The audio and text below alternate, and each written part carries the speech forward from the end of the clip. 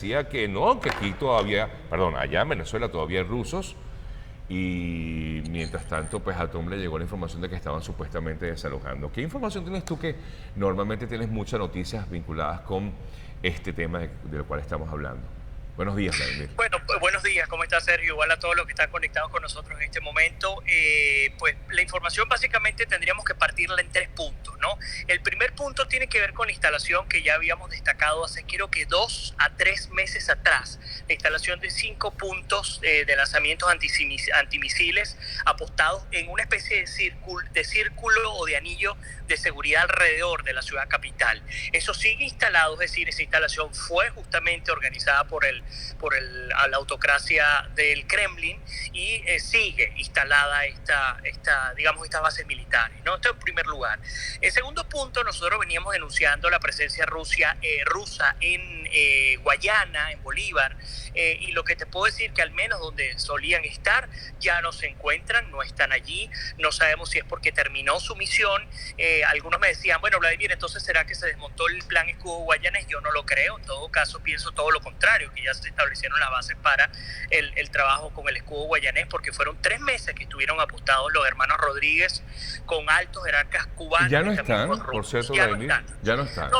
No están, dejaron algunas habitaciones, dejaron algunos materiales, hay alguna escolta, pero ya tienen más de un mes que están fuera de Venezuela, de Guayana, y coincide justamente con lo que fue noticia, que fueron las conversaciones en Oslo. Jorge Rodríguez se fue a Noruega, ha ido en 2 oportunidades, anteriormente había ido a Cuba, que eso era parte de conversaciones secretas, y Delcy Rodríguez se fue a Caracas. Ahora bien, cuando tú dices que a Trump le llegó información, normalmente cuando el presidente Trump suelta una información de este tipo es porque le llegó de manera directa, es decir, que recibió algún tipo de comunicado por parte del Kremlin indicando que la mayoría de sus funcionarios apostados en Venezuela en una misión militar habían abandonado o estaban abandonando el país.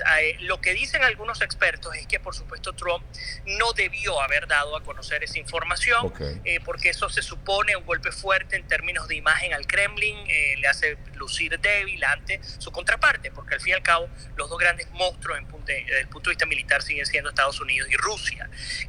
Ahora bien, ¿en dónde creo yo que hay coincidencias? Yo creo que en efecto hay un gran número de militares rusos que abandonaron el país, pero hay que ver quiénes son los que se quedaron y cuáles son las funciones que están cumpliendo. Y esto me llama muchísimo la atención, poderosamente la atención, porque ustedes saben que el día de hoy va a haber otra reunión entre el grupo de contacto encomendado por la Unión Europea y el grupo de Lima, y esta reunión va a ser en Guatemala. Y este grupo justamente estuvo abordando el tema de cómo conversar con 3 actores clave internacionales que hacen que todavía se sostenga la tiranía en Venezuela. Y esos actores son China, Rusia y Cuba. Y entonces qué importante ver, porque a veces uno se da cuenta que la política internacional, cuando está tan cerca, digamos, en nuestro continente, vemos cómo tiende a convertirse en un tema de política doméstica, porque tú muy temprano en la mañana hablabas, por ejemplo, de lo que implicaban las sanciones por parte del Departamento de Estado de los Estados Unidos, del Departamento del Tesoro de Estados Unidos, a la hora de prohibir, por ejemplo, cruceros a Cuba, algo que es un golpe muy fuerte, y ese golpe muy fuerte tiene toda la lógica porque Trump finalmente, cosa que no hizo Obama, él dijo, para poder incidir en crisis como la venezolana, la nicaragüense, entre otras, hay que ir de manera directa a la raíz de todo esto, al gran franquiciante, ¿no? Que es Cuba, porque Cuba es quien ha exportado una franquicia que ha tenido éxito en control de su pueblo, son 60 años que tienen allí, y por supuesto esto es un durísimo golpe al régimen de Cuba. Y fíjate que ayer comentaba en mi programa en la noche que a veces no nos damos cuenta, pero tanto que habla el chavismo sobre la invasión y sobre lo que implica los intereses de Estados Unidos para entrar a Venezuela, y hay muy pocas personas que recuerdan, otras no lo saben, que en nuestra historia contemporánea, el único país que ha intentado invadir por vía de fuerza Venezuela fue justamente Cuba. Cuando intentaron por vía militar, Fidel Castro intentó tomar a Venezuela por la vía militar. No lo logró, luego esperó y finalmente lo logró tomar siempre por la lo tuvo vía en de la la mente, ideología. siempre vio a Venezuela como un objetivo y siempre lo vio justamente desde comienzos de los 60, lo vio allí, lo persiguió hasta que lo logró, esperando a ver cuál lacayo le caía encima, y efectivamente le cayó Chávez, ¿no? Como anillo al dedo. Totalmente de acuerdo contigo. Fíjate que ¿cuáles son los dos países que están viviendo la mayor pesadilla aparte de Cuba en torno a lo que significan estos estados criminales? Venezuela y Nicaragua. Exactamente. Y entonces les quiero recordar algo. Miguel Díaz-Canel, quien es justamente hoy día el lugarteniente de Raúl Castro, algunos lo llaman presidente, es otro tirano de Cuba, es el jefe del Partido Comunista Cubano. Él cuando hace 20, 30 años atrás, cuando era joven, fue enviado a Nicaragua, qué casualidad, a conformar las juventudes sandinistas, las juventudes comunistas pro Cuba. Se establecieron estos círculos que hoy día son los que están matando a los nicaragüenses allí. Entonces, a donde quiero llegar es que entender que el problema venezolano no es exclusivo de los venezolanos es una manera correcta para aprender a abordar la crisis. Por eso es que cuando hablamos del TIAR, tú hablabas con Delsa Solórzano un poco más temprano, ella hablaba sobre las acciones que cometieron el día de ayer. Por cierto, 5 semanas nuestros colegas periodistas no pudieron ingresar al hemiciclo de la Asamblea, finalmente lo lograron.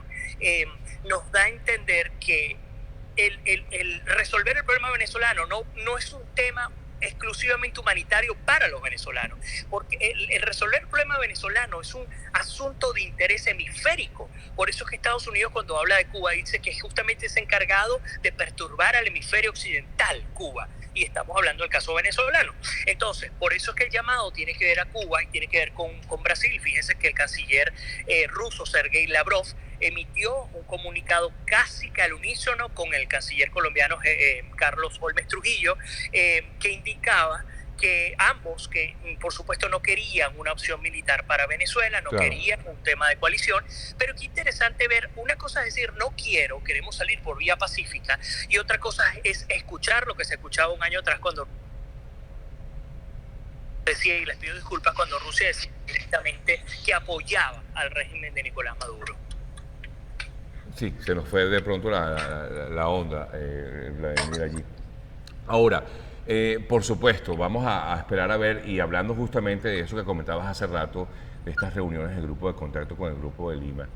No sé si tú tienes la misma percepción que yo tuve con respecto a estas reuniones que se hicieron en días pasados, esta reunión que se hizo en Nueva York, donde pues sabemos que de allí no va a salir una resolución de invasión o de intervención, perdón, quise decir, hacia Venezuela, pero sí de pronto alguna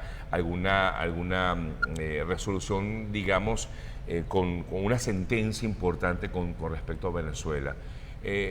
No sé, ¿qué crees tú que pueda realmente salir de este tipo de encuentros entre el Grupo de Lima y el Grupo de Contacto? Dicen que efectivamente se están logrando algunos alcances, como tú comentabas antes, de pronto lo que pueda hacer China, Rusia, Cuba, que no creo que realmente se pueda llegar a algo. No sé, de verdad no sé si esto es más de lo mismo, estas reuniones, como mucha gente lo siente. Sí, coincido. Yo creo que no va a llegar a nada importante más allá de intentar persuadir a China, Rusia y a Cuba. Sería en todo caso una figura mucho más suave. El punto más importante sería ese, porque obviamente no hay, digamos, poder directo bélico como para poder darle un ultimátum. O sea, más allá de Canadá, que tiene cierto poder militar, y Brasil, en cierto modo, pues definitivamente ninguno le llega a los pies a Rusia. Lo que sí es cierto es que llegan momentos de determinación, y los momentos de determinación tienen que ver con que, como la fase 1 y la fase 2 del plan para rescatar Venezuela ya se quemaron y no se logró nada, llegamos a la fase 3, que tiene que ver ya casi que inminentemente con un tema militar. Todo pareciera indicar que estos actores se van a activar una vez que Estados Unidos se active. Es decir, ellos, como suele ocurrir en otras ocasiones, esperan a que se active este país, Estados Unidos, y luego pues es que ellos van adelante. Ahora, muy importante es comenzar a pensar en qué debemos hacer nosotros para prepararnos ante una eventual acción militar como ciudadanos venezolanos dentro del país, sobre todo, cómo hacer para protegernos, porque algo que a mí me preocupa muchísimo tiene que ver con las acciones del régimen de Maduro. Lo que hemos visto en términos de armamento militar y de acciones militares no va en función a contrarrestar cualquier tipo de acción internacional, va hacia el tema urbano, va hacia el tema de cómo podemos infligir el mayor daño posible a la comunidad. Así que tenemos tenemos que estar muy atentos porque es un momento muy delicado.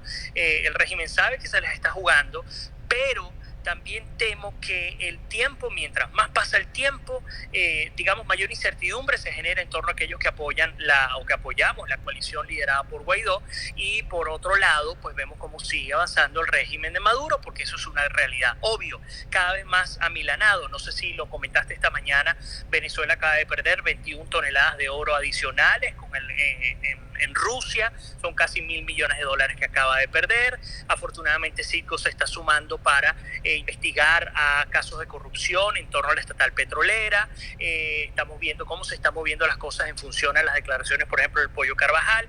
Es decir, hay muchas cosas que giran alrededor, y mientras que el venezolano trata de resolver su vida procurando conseguir el alimento, procurando conseguir las colas, las medicinas, etcétera, la gasolina, comienzo ya a preguntarme, y esto lo he hecho en mi programa y también lo quiero compartir contigo, cuál debe ser nuestro rol para la reconstrucción del país, porque hemos escuchado y hemos hablado mucho de qué es lo que hay para el día después, y Juan Guaidó se ha encargado durante estas últimas semanas de hablar del plan país, que justamente cuáles serán las acciones para el día después.